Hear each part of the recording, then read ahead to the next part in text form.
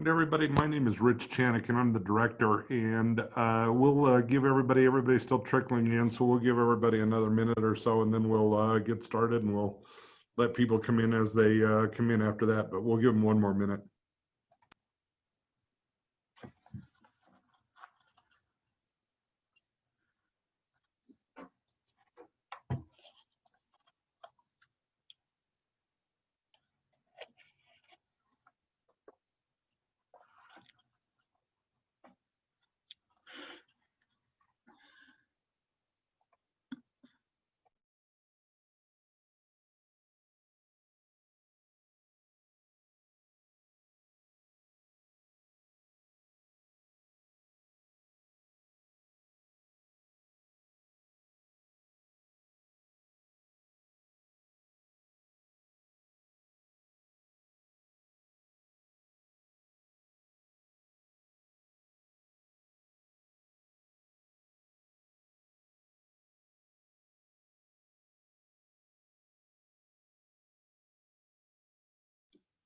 You might not be able to turn on your video to Tracy who's asking that question because you're a participant. I think audio and video might be disabled. So if you wanted to see yourself, you might not be able to, unfortunately.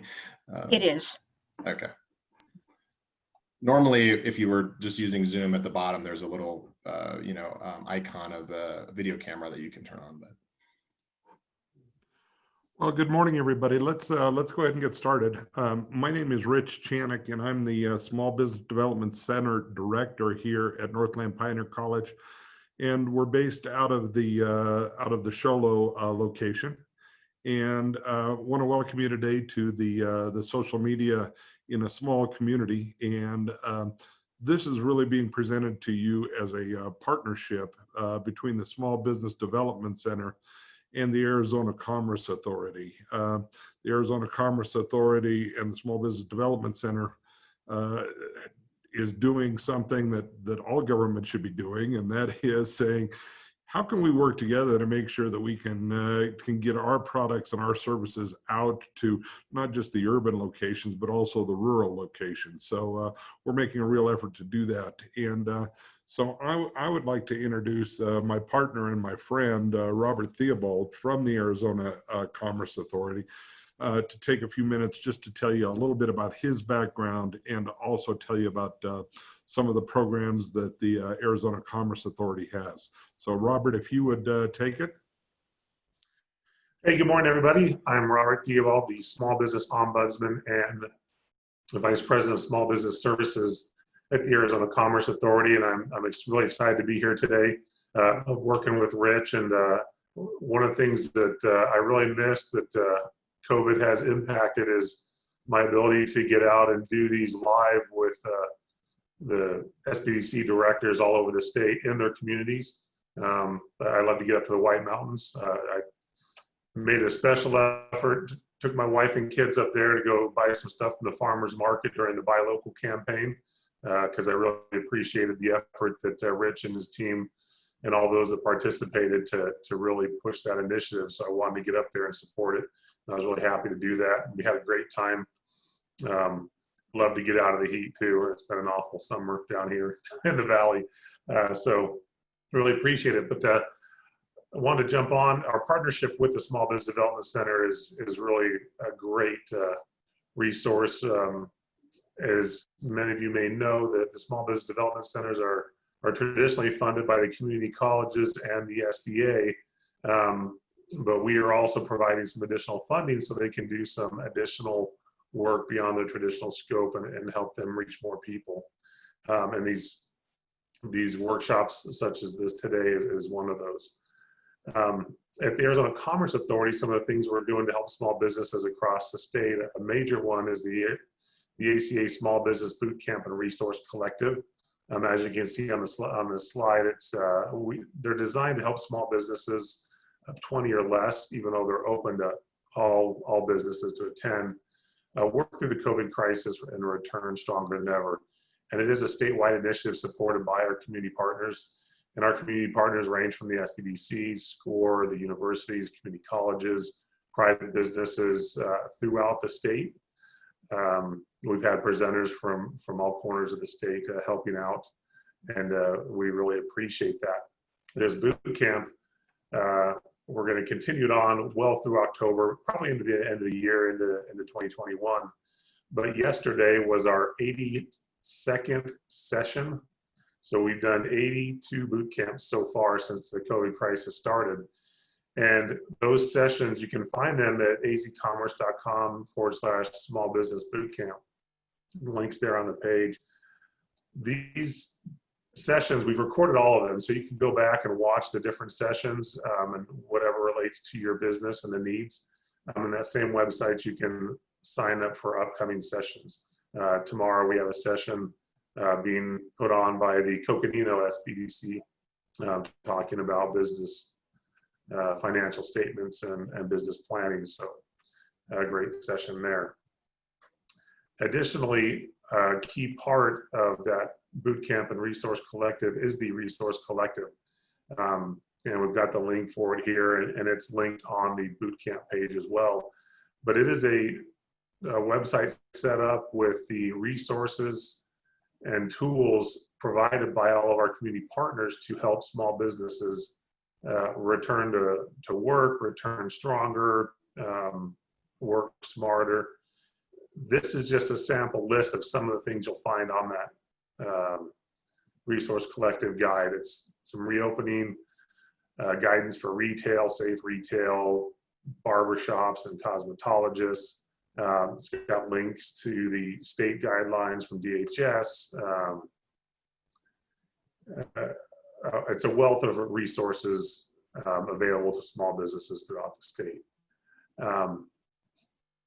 So feel free to join us on those. Again, you can register on our website. I'm always a resource for anybody as well. You can contact me at, I'll post in the chat my contact information once we get going here. But you can reach out to me, reach out to Rich. Rich knows how to get a hold of me quickly if needed. So feel free to contact. But we just want you to know that we appreciate the businesses up in the White Mountains, and we want to support you and help you work through this piece and come back stronger. So, Rich, thanks for having me on here, and I'm going to go ahead and turn the time back over to you.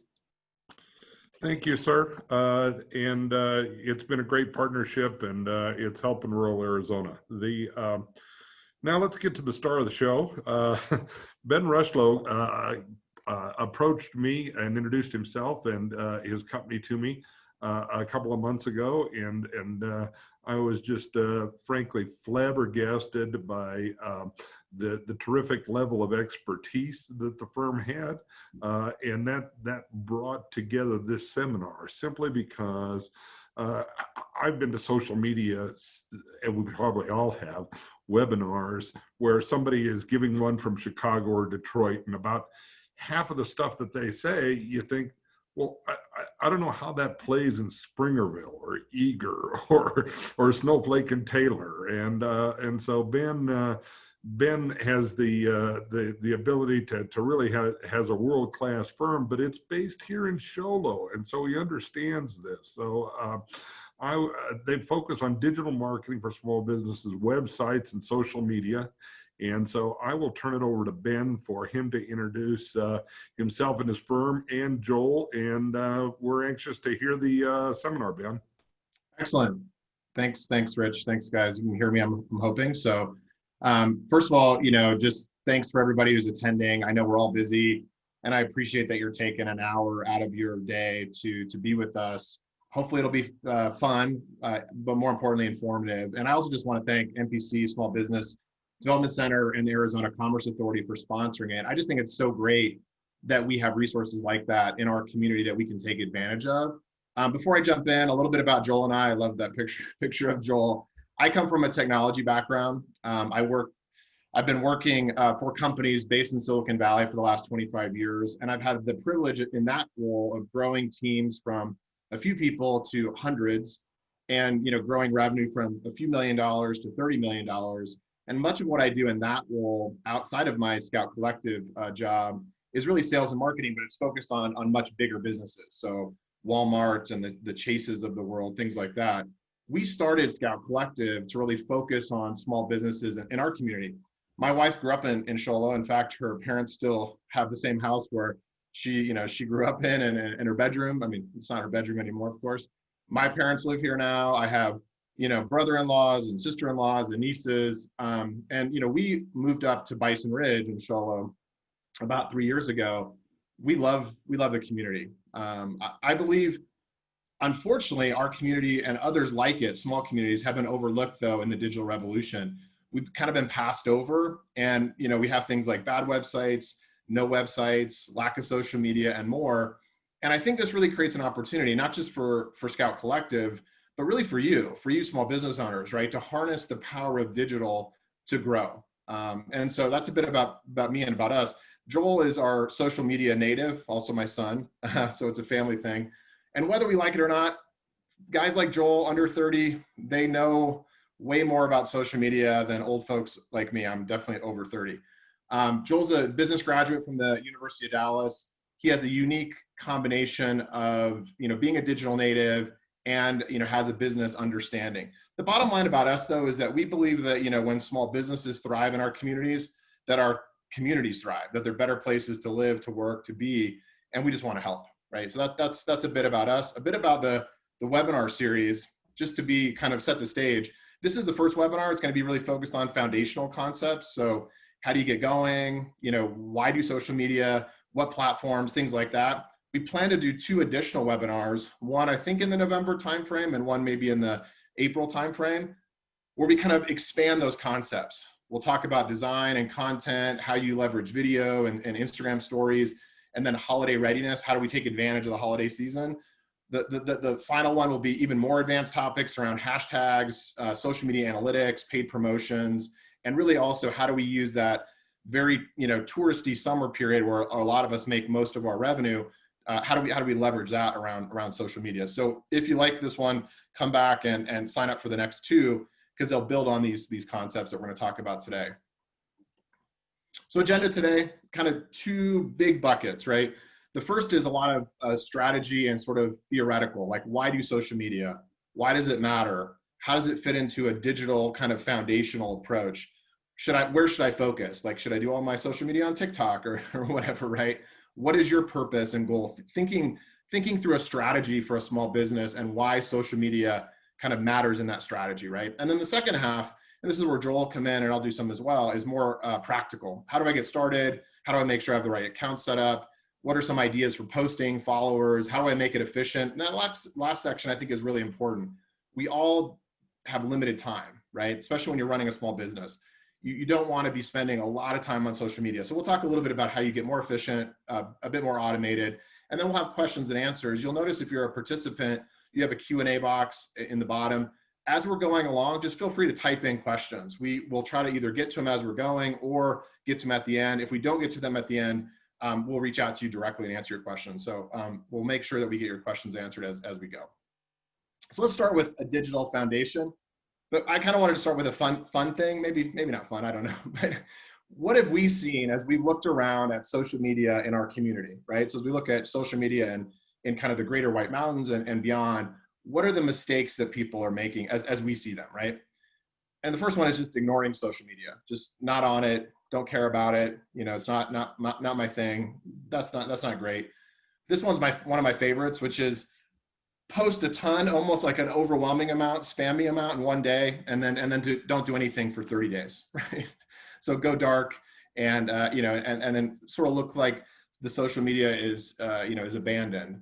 Posting your political views, as much as we all are political people, we all have views, that can be a bit damaging or limiting in terms of your scope. As a business owner, you might isolate or kind of alienate some folks who don't share your political views. Using only Facebook, you're going to see this as a theme, so I'm not going to spend much time on this point, but I really think the Facebook is sort of the MySpace of our generation, if that even reference makes sense to folks. But I think it's declining, and I think there's some danger in us putting all our eggs in Facebook. Not responding to comments or direct messages, and I would add to this emails or phone calls. And if you live up here, this is a very common thing where you reach out to business people or contractors or tradespeople. And it's like, how do I get them to respond? Well, social media is really meant to be a direct engagement, right? And if we're not responding, that's going to be challenging. I read some stat today actually from the Harvard Business Review that said, you're much more likely to close a sale or engage in some sort of, whether you're selling a service or product, if you respond within 24 hours, right? And so this is something I think is super important and we don't see a lot of up here. No clear call to action. So I have social media and I'm engaging. I go to the bio. I want to find out more about how do I buy something, sign up for something, visit their store. There's no website. There's no way to understand, do they exist in the real world? Do they have a location somewhere? What's really happening there? Spray and pray, just like post random stuff. One day it's your dog and the next day it's a business advertisement and the next day it's something else. There needs to be some cohesiveness to your strategy as a business person, right? Different on personal social media. Of course, you can do whatever you want. And then posting the same content over and over again. We see that a bit with a few of the accounts up here that just kind of the same one image that they're using as advertisement over and over again. It's certainly good to reuse content. We'll talk about that later, but you need to kind of be a bit more, mix it up a bit more, I guess, if that makes sense. Let's start talking though first about this, what I call this sort of digital foundation, right? Social media doesn't exist in a vacuum. It just doesn't kind of float out there on its own, right? It's really meant to be tied to your website and Google My Business. So Google My Business, for those that don't know, is when you type in, hey, I'm looking for pest control in Sholo, right? And Google brings you up kind of a separate little list of businesses, usually with reviews and information about their hours of operation and their location.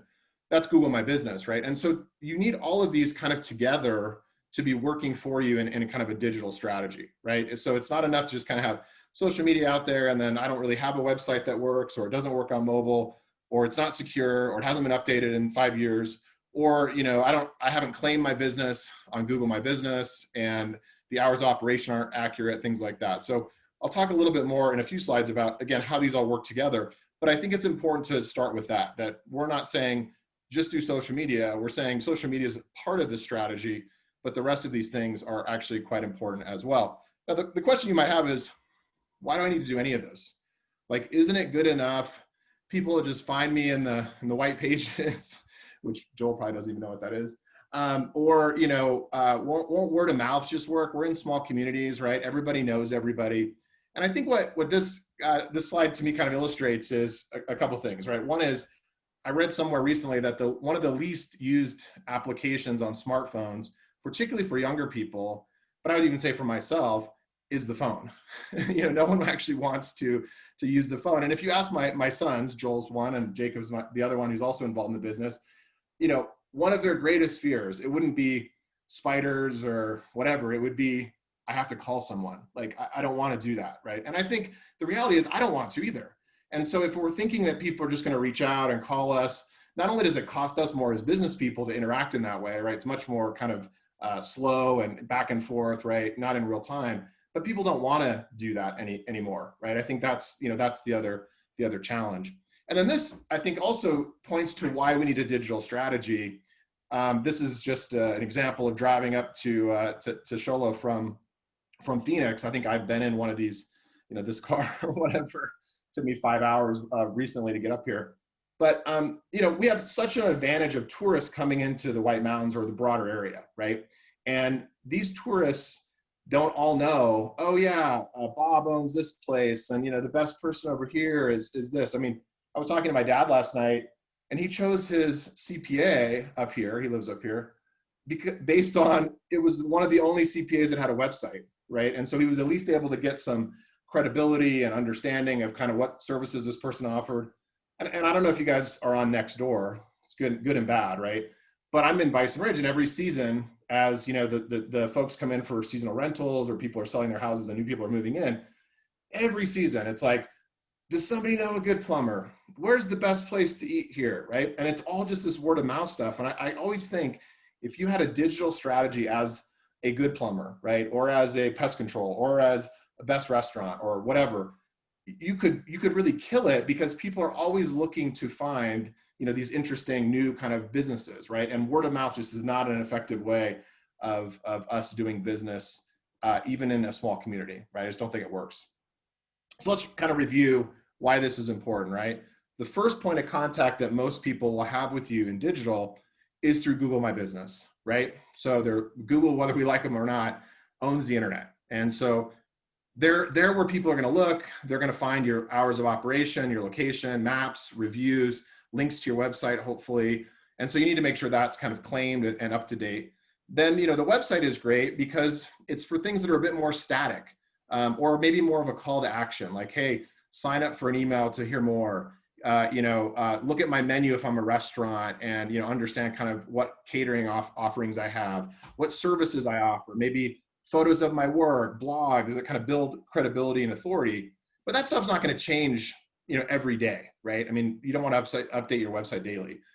But social media fits in because it helps create awareness. It builds relationships more in real time, right? Because we can post quite a lot if we want, and it's much more immediate, right? And so you can see sort of how these pieces fit together in a real digital foundation. Now you'll notice I didn't talk about things that you hear a lot of other people talking about, like email marketing and search engine optimization and all this other stuff. And that's because those are more advanced topics, right? You don't have to do everything, so don't be intimidated and be like, oh, I got to do this or pay for that or do paid advertisement. Start with this, right? And once you have this figured out, then you can sort of think and make, see if it makes sense to expand into those other areas. I love this kind of view because I was talking to someone recently. It was actually a pest control company, and we were talking about, should I be on social media aggressively? It was Instagram in particular. And I was like, I'm like, I think you should probably focus more on the website and Google My Business than I would focus on social media. And so if you look here, a dentist, for example, I mean, not that we don't all want to see pictures of root canals or something on social media, but probably a website is more important for a dentist, right? Because it's really about building credibility. It's understanding the services offered, maybe the team, et cetera. But if you're a local artisan, right, and you're doing pottery, or you're, a flower, like a local flower company here called Ruby Jewel Flowers, she does a great job, and you're showing off kind of what you're doing, your process, you're letting people into that experience. Social media is probably more important, which means you need to be investing more there, posting more there, making it a bigger focus. For most businesses, I kind of see this kind of happy middle, right? Where you need a balance. You need a balance of having a website that works on mobile, that's updated relatively frequently, and you also need to be involved in social media, but you don't need to necessarily be doing, posts every day. And we'll talk more about that. So think about where your business fits into that continuum as you think about how you plan your social media strategy. I love this picture because I hate this picture. This is my worst nightmare, is being the boyfriend or husband. Thank God my wife is not a social media influencer, but if you know what influencers are, they're just people that live every moment of their life on social media because they're making money off of it, right? They have hundreds of thousands of followers in some cases. And as a small business, don't worry, like, you don't need to be an influencer, right? We're not looking for fame. That's not our goal. That shouldn't be your goal, right? So investing in social media is really all about awareness. And what does that mean? Well, it means, standing out. Oh, I went too far. It means standing out in a crowd, right? So I thought this was a good, simple visual illustration of, if I'm this guy, I chose this guy because he kind of looks like me, bald guy, little overweight maybe. I don't know the guy, so no offense. But how do you stand out in a crowd as a business, right? It's something about, you need to use social media to tell your unique story, right? To talk about your unique value, whether that's a service, whether that's the best Mexican in Xolo, whether you're a contractor, whether you're a car dealer. I mean, you need to talk about what makes you unique so that you can stand out. Because even though we're in a small community, and we'll talk a little bit about competition, which happens to be less, there still are choices, right? People still go to the Valley for certain things. They'll use Amazon for certain things, right? They'll drive, to Pine Top to go to this restaurant instead of, in their area. And social media allows us to elevate or stand out and create awareness about what's unique about our business. We have this blog, you can check it out on our website if you want, where we talked about how small changes in awareness can actually drive big changes in dollars, right? And so we used an example of a fictitious cupcake bakery, though I wish maybe we had a big cupcake bakery. I love cupcakes. And it was the idea that if I could just get 6 more people to come to my bakery on a daily basis, just during 5 days a week, and only 2 of them bought cupcakes, right? Because not everybody that comes to your business is going to buy. That's kind of this idea of a funnel, is you bring more people into the top of the funnel, and then as it kind of gets lower, only a subset is going to actually take action and buy. But even if I just could drive 6 more people to my fictitious cupcake business, and 2 bought, and the average purchase price was $15 for multiple cupcakes, right? That would be something like $11,000 to $12,000 a year in additional revenue, right? And that's just like 6 people. And that's also a very small purchase price. So many of your businesses that you might be running, your purchase price might be much, much higher, right? And so think about what it would mean to you as a business, how you could hire more people, expand, maybe not be the only person that's working there, as I know a lot of our businesses are up here. If you could just drive additional awareness to the top of the funnel, get more people in the door, signed up, whatever the business model is, it really can make material changes to your revenue, right? And that revenue then allows you to do some interesting things with expansion or whatever. So beyond awareness, why should we invest in social media? Well, it does provide that immediate engagement and response, right? Unlike any other form, except for, I guess, in person, someone walking into your store, right? If you have a brick and mortar store up here, social media is very immediate. And so we're able to interact with our clients. We're able to sort of, they're commenting on our posts, they're sharing our posts. We can, they can direct message us, or the cool kids DM us, right? And we can actually engage with them, which is really, really important. It allows you to tell your unique story, I think, in a way that is really unparalleled, right? So because social media, depending on how you approach it, can allow folks a glimpse into who you are as a business owner, who your employees are, what's unique about your offering. And you can kind of roll that out in small bits over time, much different than a website, much different than, of course, Google My Business doesn't say much there, or even, something like an ad in the paper. This is a real advantage of social media. Very timely marketing, no delay. Again, kind of comparing it to like buying a radio ad or buying an ad in the paper, that takes a while, right? Hey, I got to pre-plan, I got to get the content, maybe I submit it, then a week later it shows up. But what if I want to tell somebody about a special today, right? Hey, we got a new coffee drink we just rolled out. Come in and get 10% off if you try it, right? That kind of timely marketing is only really possible with social media. And I can experiment with less risk, right? That's a huge investment, or a huge value of social media is I can try things. Hey, I want to try this type of post. Joel will talk later about good post ideas.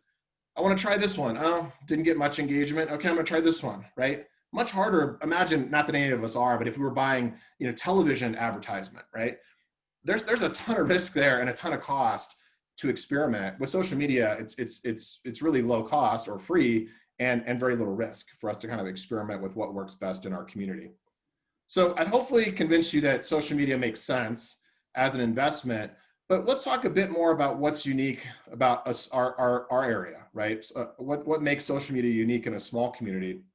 Number one is, and I think this is a huge advantage for those of us who want to get into social media aggressively, less competition, right? You just don't have, there's not as many folks using it.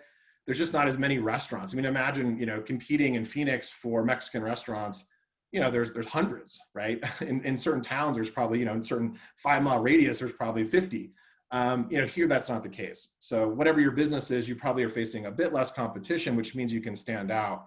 Smaller markets means bigger impact. So if you are following hashtags for White Mountains or Pine Top or Sholo or whatever, you're going to stand out because there's not a ton of people in those hashtags, right? Or posting in that way, because the market has, is smaller. It allows you to make a bigger impact. You can be much more hyper local. And so, because we all know what's going on, like, hey, this is happening at the farmer's market. This is happening, for 4th of July out in Springerville, or this is happening, et cetera, right? So the idea that I can really use my understanding of the community to be much more hyper local, right? I'm communicating to folks who are all within kind of driving distance potentially, or all kind of understand what's happening in the community. I can use that to my advantage. And this one is kind of an unfortunate thing. We're hoping to change this, or help change it, be part of it. But the digital bar is pretty low in our community, right? I kind of talked about that in my intro, that there's lots of bad websites, no uses of social media. But that's an advantage for you. If you get in now, it sounds like an infomercial, get in now. But I mean, if you get aggressive about what you're doing now, you will stand out, right? And we see that in folks who are using social media now. if they're engaged because the bar is pretty low, you're able to stand out pretty easily. And then the last thing I wanted to say there was also just be aware, this is a bit of a downside of a small community, is that because, especially for locals, people know you as a business owner, they probably also know your personal social media. So just be a little bit careful about what you post there, right? It's a bummer, or you keep it private, I guess, lock down the account. But unfortunately, because we are in a small community, people will find, oh, the owner of this store is this person over here. I know them. And oh, wow, I didn't realize they had that view, right? Or that kind of offends me in some way. And it doesn't mean, obviously, we have to be politically correct all the time, but it does mean that you just have to be aware that kind of what happens in your personal social media in a small community can really be, kind of picked up in your business social media. So just a tip to kind of think about. So what platform should we focus on in terms of social media? I don't know if you guys know TikTok. I'm not going to tell you that you all need to be TikTok dancers. That's even a little too out there for me personally. But I think that the message here is don't chase the fad, right? I think TikTok is a bit of a fad right now. It's certainly, not used by a lot of businesses, though they're starting to change that. But also don't get left behind. And what do I mean by left behind? So this is maybe a controversial statement, knowing how big Facebook is in our community. But I just think Facebook is on the decline. And it's not just me, it's the data shows that, right? This is interesting about teenagers. The use of Facebook between 2012 and 2019, 40% to under 10%, right? And I think if you extended that out, it's probably less, than that. Now you say, well, hey, my market's not teenagers. I'm selling cars to 45 or trucks to 45-year-olds. Well, teenagers will become your market, and teenagers also influence their parents, right? And so there's something about kind of they might be your next consumer or influencing that next consumer purchase. More data about this, right? Another study showed Facebook's user base declined 15 million since 2017, excuse me. This one I thought was even more interesting, which is this is a broader demographic all the way to 34-year-olds. And look at that drop just in 3 years. Facebook's usage from 48% down to 29%, while Instagram is taking that on, right? And so our view is that you need to focus on Instagram and also Facebook, right? So we're not ready to call Facebook dead. Of course, it's not dead. I mean, there's lots of security concerns and people are kind of abandoning Facebook for lots of reasons, even older folks. But, and by the way, Instagram is owned by Facebook. So in some ways it's all Facebook, but I think you want to make sure that you're keeping up with the trend, right? That you're not investing all of your eggs into Facebook because you're like, oh, well, that's what people up here use. But what people, at what age, at what demographic, will that always be the case? No, I think we're seeing it change already. So we would suggest that you focus here first. Does that mean you shouldn't be on Twitter, Snapchat, TikTok? If you want to be, if you have the time. Most small business people I know don't have the time. And we'll talk about how you actually can post to both of these at the same time. So it's kind of one platform or 2 for 1. But I think we should definitely start here. So let's talk a little bit about your goals and outcomes, right? What are you trying to achieve with social media? And I think this is good because as business people, everything we do should be driven by, what is my goal? What is the problem? How am I going to measure it? It shouldn't just be kind of do it to do it, right? And so the first thing is, I think, understand what you're trying to accomplish as a business goal first, right? Before you even talk about social media. So maybe it's like, hey, I'm rolling out a new product. I'm the art store in town and I'm rolling out custom framing, right? And I want people to, maybe that's more of a service, I don't know, but I want them to know about that. They don't know about it. I want to create awareness that I offer this now, right?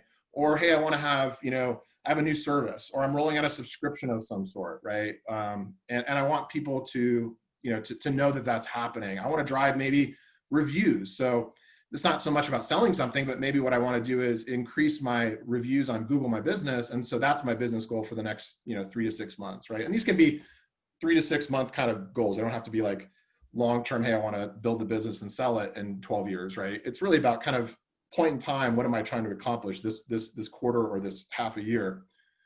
And then the question is, how does social media support that business goal, right? Because it should be connected. It shouldn't be this, again, thing that we're just supposed to do because other people do it. It really should be, I have a business goal. It's to drive, let's just use the custom framing idea. It's a new product I'm offering. I want to make sure people are aware of it, right? And so then it's like, well, then that's going to color or drive how I engage with social media, right? What things I post, what content that I'm using to engage or inform my clients or potential clients, right? All those sorts of things. And then the last thing is, how am I going to measure results? And you might think all of this is very like esoteric, but I think it's really foundational to understanding, are we being effective, right? If you're going to do something as a small business owner, we're all way too busy to just do things for the heck of it, right? We need to really say, how do I know I'm going to be successful in this next 6 months with this investment? And I don't mean investing with a company like ours. I mean like you doing it, right? And the question is it going to be more people in the store? If you have a physical store, is it going to be revenue? Is it going to be more reviews? Positive engagements with clients through social media, relationships, et cetera, et cetera. But have some goal in mind. Have some way of measuring that goal that you have in mind so that you know if you're being successful. I think that's really, really important. And then the second piece of that, we kind of call this in marketing persona mapping, right? But that's just a fancy marketing term for saying, know who you're talking to, right? And I think the last two here is super interesting. Are you talking in your social media to locals? Because if you are, then you can probably use kind of shortcuts, right? Everybody knows this place or this hike or this other business or this farmer's market, right? Or whatever. But if you're talking to tourists, which a lot of us probably are because of how much we're relying on that revenue, that's a different message, right? They don't know all the little secret ins and outs. They don't know the farmer's market got moved to the truck stop and up in Wagon Wheel, right? Or they don't know whatever. You need to kind of think about how you communicate to them. The other top two are interesting too. Are you trying to talk to potential customers, which they have a different mindset? They want to know more about who you are, your culture, your value, your unique story, your value, your proposition. Or are you talking about getting return customers back? Like, our current customers back, like come back, do again, add on, subscribe, whatever that is. And so we want to be thinking about this stuff. And it's a little silly icon there, but we want to be thinking about, as we build our social media messages, who are we talking about? Who are they? And who are they could be age, demographic, male, female, obviously tourists, locals, etc. What do they care about? What are they interested in? Are they interested in information? Are they interested in actual direct kind of, here's what we sell? Are they interested in kind of just local, color and pictures and things like that? What are they trying to do? How are they influenced, right? Some people are influenced very much by more hard facts. Some other people are influenced more by, kind of the feeling, hey, I want to come and visit the White Mountains because has this get out of the heat and it's amazing, and have this feeling of kind of relaxation, right? That's a different kind of vibe that you would put out on social media. And then how do they want to engage, right? Do they want to engage with you digitally, email, through your website, right? Do they want to call you? They want to come into the store? But all of that really makes sense as you think about who you're communicating to. And lastly, before I turn it over to Joel, I wish this was me. In this picture, it's not. I'm pretty committed to eating sweets, but not to working out. But be committed, right? And this is probably one of the more important pieces is don't start and then go dark. We see that over and over again, right? Like either you hire somebody and they kind of aren't great and they kind of do it for a month and then the account gets abandoned. I won't say who it is, but I can think of multiple businesses up here that have 2 or 3 separate Instagram accounts where 2 are abandoned and 1 continues, right? And that just doesn't look good. It kind of creates challenges there. And there's reasons for it probably, but don't start and just go dark.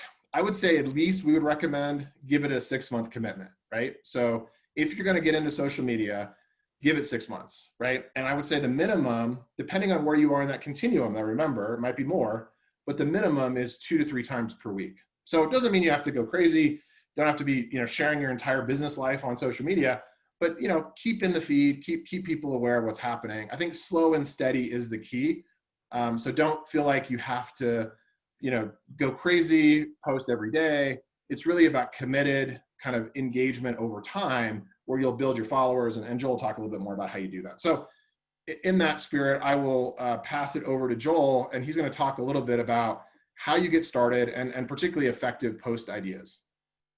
Thanks, Ben. So yeah, like he said, I'm going to start with, we thought a good place to start with this section would be to kind of make a list of good and effective post ideas that we've seen. So we'll go through that list. So the first two kind of go hand in hand with each other, spotlighting employees and spotlighting a job well done. So that's, I think we picked those couple because it's a good way to kind of put a name to a face for your employees and just show kind of your company culture and what you guys have been up to in that area. The next we have giveaways, discounts, codes, and specials. And this might seem like an obvious one, but it's always a really good one to if you have a weekend lunch special or something like that, you're not going to want to, every time that you have that or update it, you're not going to want to go to your website and change it from there because of, with your social media, you have such a higher immediate engagement with that, then you should be putting it there rather than anywhere else. The next one we like as well. Nature and animals are always a good one, especially up here. There's so many great hikes and just the scenery it's beautiful. So that really lends itself well up here, especially. In animals, that's always a great one. Your pets. Holidays and even the crazy ones that you can see that we have in parentheses. It can be anything from the most random ones, National Dog Day, National Sibling Day, whatever it is that you can make a post for that as well. Local events, again, it might seem like an obvious one as well, but especially up here in such a small community, just letting your followers know what's going on and just keeping them updated for things going on in their area. And lastly, so help each other out, repost each other's posts, repost each other's content, and use shared hashtags. So especially again up here, I know Ben talked about the importance of hashtags up here, especially, but just to build that awareness of your account in that area. So as you can see, generally we do like to follow the 80-20 rule. Which is basically you want to try and stick to 20% of your content is going to be advertising, while the other 80% is going to be informative, educational, or funny from the list on the left. Yeah, I mean, people just love. I just gotta say, nature and animals. You can never go wrong with that for sure. So maybe Joel, take us through a few of these good examples here. Yeah. So the next few slides we kind of took some screenshots from posts that we really liked. This one is, as you can see, an employee spotlight, employee appreciation. So it's putting the name to a face. Obviously we don't know Scotty, but now we feel like we're one step closer in that personal aspect. And next here we have kind of this one in the next few kind of serve a dual purpose. And so this lady's kind of highlighting her process that she has, her specific process that she has with her ceramics, which also turns out to be her product. So that's a good one to kind of highlight that personal aspect as well as what she's doing as a business. It's a great example of not advertising but informing, but you kind of are secretly advertising because obviously you're showing the pottery. The next one, we really like this one as well. So obviously you can see they have their dog and their pet on the side, which kind of brings some immediate engagement right when you're scrolling. And this one also has their product as well. So they're kind of highlighting a couple things there, which we thought was really good too. And lastly, we did want to pull one. We pulled one from Facebook as well. This one is a really good one. It's kind of highlighting a local event, a fundraiser up here at Buffalo Bills. So again, just letting your followers know what's going on in your area that's always a reliable one as well. And a tie into kind of helping the community. I think people really respond well to, it's not just your business, but you're helping the community. So I think that's a great example, Joel. In the next area, we're going to be talking about why you should be looking to convert your Instagram account to a business account.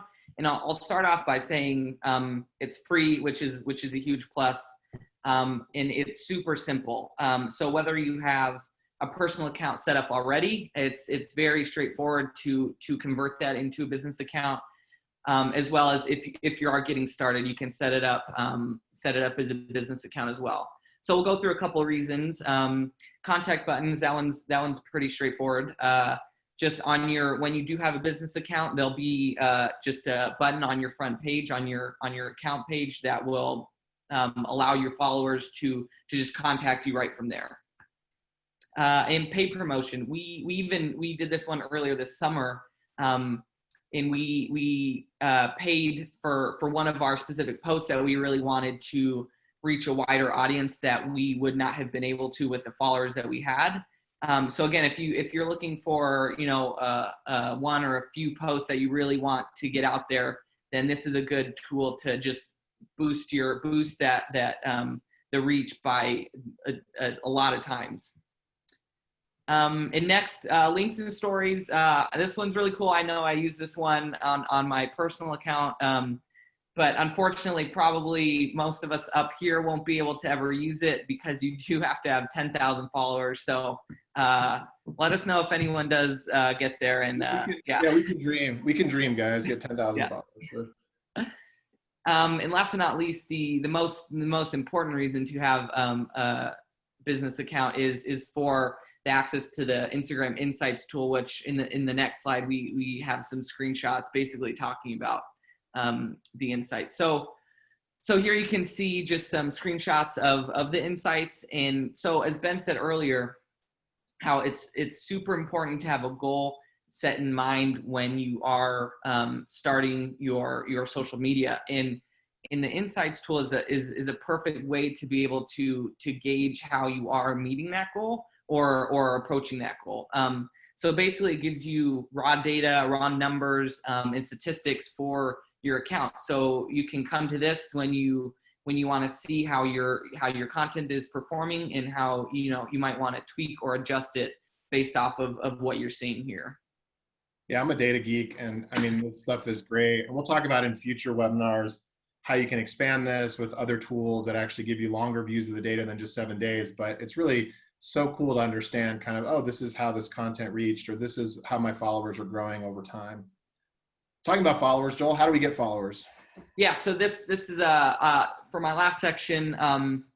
So we kind of, starting out, it's tough, right? You might feel like you only got a couple followers and you're talking to a wall, but I mean, when it comes down to it, anything is something, so that can't be, discounted. But so we kind of came up with a few ways to be able to build your followers. The first one is following other accounts. So basically getting on there and seeing who any businesses, just give them a follow. It, builds your network, extends connections, anything like that. That's always a good one. Posting often and posting consistently. That's another important one. I know Ben talked about earlier, we've seen, posting a bunch at once and then not posting at all. And we've seen the other extreme where, they'll post 5 posts in a day within a week. So that's not good either, as those get buried under, each post that comes above it. So just making, we'll have a schedule, which again, we'll talk about later, but that's a really important one too. Mixing up your content. So once you do get started and, you start to feel comfortable with the feed and the posts in your feed, try extending out into stories and maybe even live videos. It's good to extend that content for as many features as you can with those social media platforms. And hashtags, I know Ben talked about this one earlier, but especially up here, because it is such a small community and very local, you can get pretty specific with your hashtags, which will be able to just build the awareness and the reach. If someone's looking through there or they follow that particular hashtag, they'll be able to find that as well. And giveaways, I know that was part of our post ideas, but we did one. We did a bunch actually this summer, and it's a good way to build awareness and get followers like that. And lastly, promoting your social media on your website and other platforms, and not even only digitally, but business cards, shirts, anything like that. We, you know, on the even on the slides here, we have our logo and links to our account and our website. But you know, it's just good to build awareness like that. Thanks, Joel. That was, yeah, it's good practical advice. Obviously, you know, use it in your context. You might focus in one area more than the other based on your business, but I think it's a good kind of recipe, at least for beginners. Let's talk about the last topic, automation and efficiency. And this is where I think the rubber really hits the road. So many small businesses try to start doing this, stop. They realize, hey, I have a business to run. You know, I don't want to be, you know, grinding out on social media. So how do you make it work for you, right? What we don't want to have happen is every week you're feeling this intense pressure, or every day, I haven't posted in 5 days. Oh yeah, what am I going to do? What do I have to think about? I think that the key is to automate and schedule. And so this is an example of we just use Google Calendar, but you know, of our kind of social media scheduling, we're posting or putting out a month in advance ideas for posts that we're going to have throughout the month. And it could be tied, like Joel said, to a silly holiday, a local event, you know, something that we want to promote as an advertisement if we're in that 80-20 rule, right? And we're doing 20% of that, a blog post that we want to, you know, highlight, or a customer that we want to highlight. And this doesn't limit us to say, well, that's all we're going to post, right? Because it might be that we want to post something just on the fly, or like, hey, we're out and we see this great sunset and we want to post it. But at least gives you kind of a framework of, you know, in advance, you have a plan, right? Now, if you don't like Google Calendar, I like Trello as well. This is right when we launched the business last year, some of our posting ideas. But either way, you're scheduling in advance so that you're not, I think it sounds silly, but it's such a huge thing to actually making sure that you're effective, you know, committed and consistent as you roll this out, and you don't kind of stress yourself out as a small business owner. The other thing that I think is super important is that we believe, you can tell, we have a very strong bias towards Instagram. I think the data supports that, but that you can do a 2-for-1 posting, right? So what's cool about Instagram, because they are owned by Facebook, is that every Instagram post, you can actually push to Facebook automatically.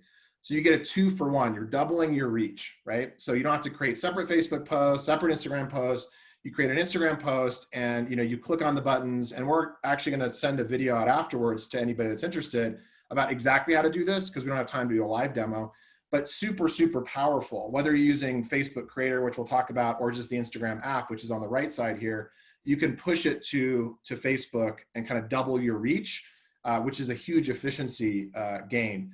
The other thing, not only should you kind of plan, but schedule your posts, right? This is something that worked really well during our 12 weeks of local campaign, is Joel would build the posts and then he would schedule them in advance, and they would just go out, right? On clockwork. Hey, this is going to go out Monday at 7 a.m. This is going to, depending on how your followers engage, is it more morning or evening? We chose morning, but you know, schedule in advance. And so this is Facebook Creator Studio. Again, it's free. There's lots of stuff you can pay for to do this, but we wanted to give you guys free, right? Everything we've shown is free. So this is Facebook Creator Studio. If you have a Facebook or Instagram, you have access to it, and you can use it to build your posts in advance, write all the text, put the images in, and then schedule it. So in theory, if I was a small business owner doing this, kind of what we do now, is I would at least try to schedule my posts for the entire week in advance. If I was really into automation and had limited time, I would try to schedule my entire post for the month in advance. Does that mean that I have to do every post that way? Of course not. Like, something fun comes up, post it, right? But you always know that you have this background of schedule and automation so that you're not like scrambling all of the time. And I think that's super, super important. And the last point, I promise the last slide before our closing slide, is create a content library. Well, what does that mean? Again, there's tools that can do this for you, but for free, what I think that means is just save interesting stuff. Save it somewhere like on a shared drive, Dropbox or OneDrive, or just on your computer, on your phone. Interesting pictures, you know, interesting content that you come across that you might want to repost, and then you can reuse it. Now, it doesn't mean you use the same content over and over again, but you can reuse it in different formats, right? In different ways, change it slightly, tweak it slightly, add something to it. The next webinar, we'll talk about creating content using other free tools like Canva, but just creating a library so that you're not always having to pull, out of nowhere, right? Just makes more sense than every time being kind of rushed and freaking out about it. So key takeaways, yes, we're biased towards Instagram. Again, I think Facebook is the MySpace of our generation. It's going down. And so I think get on Instagram, experiment with getting a business account, as Joel said, but almost more importantly, whether it's Facebook or Instagram or both, have a goal, right? Don't just do it to do it because everybody else is doing it because you went to a webinar. Do it because there's a business goal, how social media supports that goal, and measure the outcome.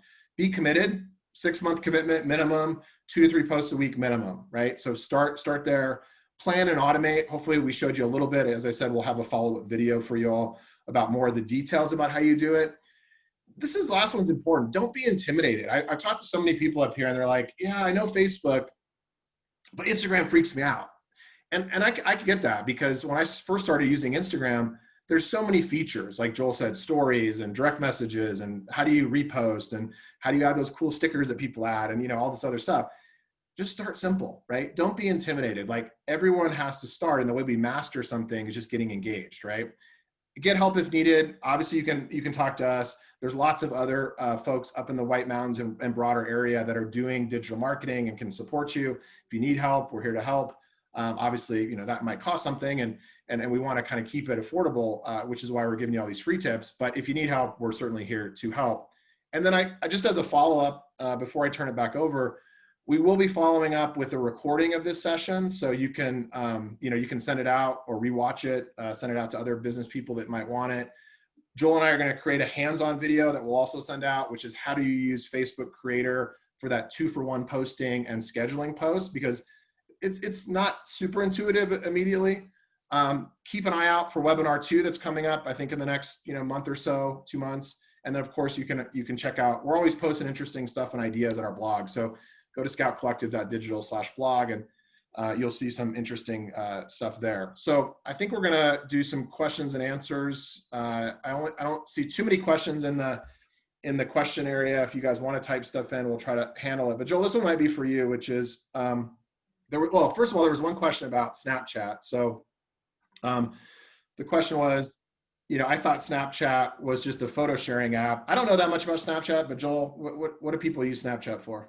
Yeah, so that is right. It basically is just photo sharing. So I think I kind of said in the answer, that one would probably be pretty low on the priority of social medias, because it really is just usually for the most part one-on-one photo sharing. So I usually don't see a lot of businesses on there, especially in our area. I don't know if really that would be too cutting edge. Yeah. Instagram's kind of cutting edge. Good question from Pamela. I'm a social media manager for Rim Country Bagel Company in Payson. It's a retirement community. People prefer Facebook, but I've been trying to get on Instagram. Do you have any suggestions for raising Instagram numbers in a tourist community, even though repeat customers tend to heavily use Facebook? I think my suggestion is just use both, right? And so make sure that you're using Instagram. I think it makes sense because Facebook, people are going to look at it no matter what, right? It's kind of like the incumbent.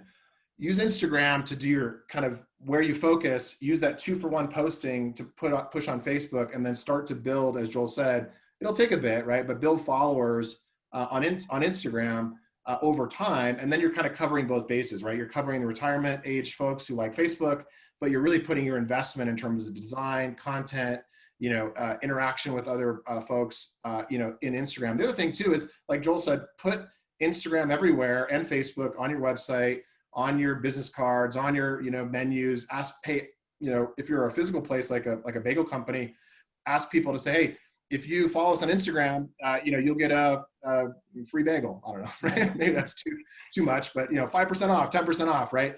There's lots of ways when you have a physical business to really drive people to follow you on Instagram. Other question, Tracy, what do you do in your business? Do you help businesses? Do you create websites and set up accounts? Yes, that's exactly what we do. So this is not meant to be a commercial for Scout Collective, but what we do is we help with that digital foundation. We can build you a website that works on mobile, looks beautiful, is modern, is updated. We can help you claim your Google My Business, make sure that that's set up, and we can help you run your social media account or coach you, right? If you want to pay for coaching or help, we can help with that as well. We're going to continue to do kind of educational stuff like this for free because we just believe in the community. And we meant what I said, which is when small businesses thrive, our communities thrive. So the answer is yes, we can help. Reach out to us. You see our emails there below. If there's other questions that you were too embarrassed to ask live, you can also reach out to us directly as well. I think we're close to the end of our time here, so I'll turn it back to the NPC team. What a fantastic webinar. Thanks, Ben and Joel. Anybody that knows me, since I was born considerably before 1960, this is all a challenge for me, and you've helped tremendously. I'm with the Small Business Development Center at Northland Pioneer College, and please, if any of you know someone who's thinking about starting a business or a business needing capital or concerned about saving or creating jobs, refer them to us. We can help. I appreciate all of the participants for joining our webinar, and have a great rest of your day.